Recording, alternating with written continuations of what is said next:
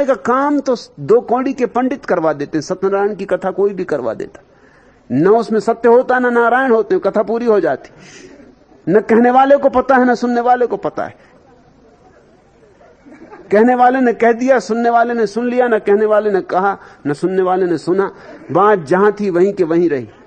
कितनी दफा सत्यनारायण की कथा हो चुकी, तुम्हें पता चला कि सत्य क्या है, कि नारायण क्या है?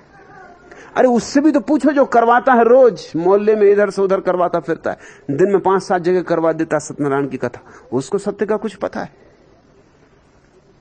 किसी को प्रयोजन ही नहीं है, किसी को लेना देना भी नहीं है। संत भिकण हुए, राजस्थान के एक छोटे से गांव में बोल रहे थे। सुनने वाले सुन रहे थे जैसे सुनने वाले सुनते। धार्मिक सभाओं में कोई सुनने के लिए तो जाता नहीं, धार्मिक सभाओं में तो लोग सोने के लिए जाते। चिकित्सक तक जिनको नींद नहीं आती, अनिद्रा की बीमारी, उनसे कहते भैया सत्संग करो। सत्संग में जिसको नींद ना आ जाए वो बड़ा गजब का आदमी।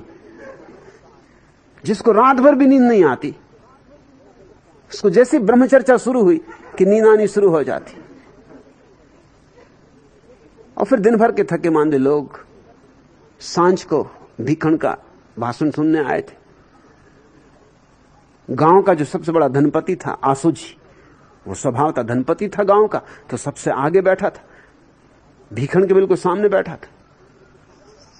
मारवाड़ी था, बड़ी तोंद,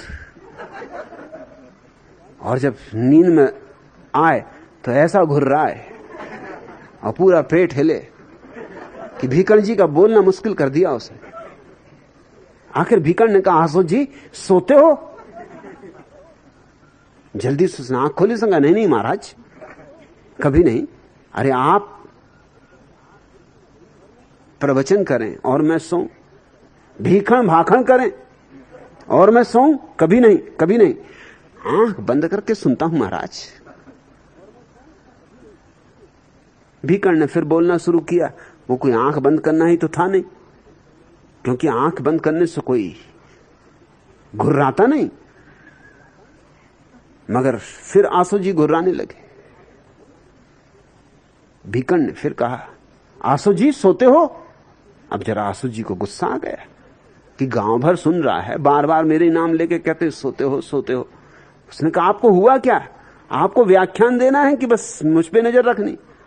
अरे पूरा गांव देख रहा है, पूरा गांव सुनने आया है, गांव भर में चर्चा होगी कि आंसू जी सो रहे थे। क्यों ऐसी बात कहते हैं आप? मैंने आपका क्या बिगाड़ा? अरे मैं तो ध्यानपूर्वक सुन रहा हूं। भीकण ने फिर बोलना शुरू कर दिया। आंसू जी फिर सो गए, फिर घुर्राए। भीकण ने कहा, आंसू जी जीते हो? भीकण ने कहा, नहीं नहीं महाराज। फिर आप वही बात करने लगे, बिल्कुल नहीं।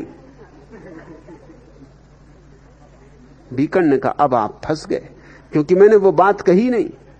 वो वही सुन रहे हैं कि सोते हो, नींद में ही है। वो किसी तरह पुरानी बात याद रखी, श्रुत था, याद रहा कि 2 दफा पूछ चुके हैं सोते हो, तो इस बार भी वही पूछा होगा। अब की बार सवाल बदल दिया था भीकण ने, खूब तरकीब की थी। कहा, आंसू जी जीते हो? मगर आंसू जी नींद में थे, इंकार कर गए कि नहीं नहीं महाराज कभी नहीं। कौन कहता है? आप कैसी बातें करते हो? आप क्यों बार बार वही बात करते हो? भीकण ने कहा, अब न चलेगा, अब मैंने वही बात नहीं की, अब मैंने कुछ और बात की। लेकिन वहां सुनने वाला कौन है? गुरु के पास भी जो सुनने के लिए इकट्ठा हुआ है वह गलती कर रहा है। ये काम तो 2 कौड़ी के आदमी कर देंगे। गुरु के पास तो अहंकार विसर्जित करो तो दृष्टि खुले। सत्य कानों से नहीं आता, याद रखना, आंखों से आता है। सुना सुनी की है नहीं, लिखा लिखी की है नहीं, देखा देखी बात। कान से नहीं आता सत्य,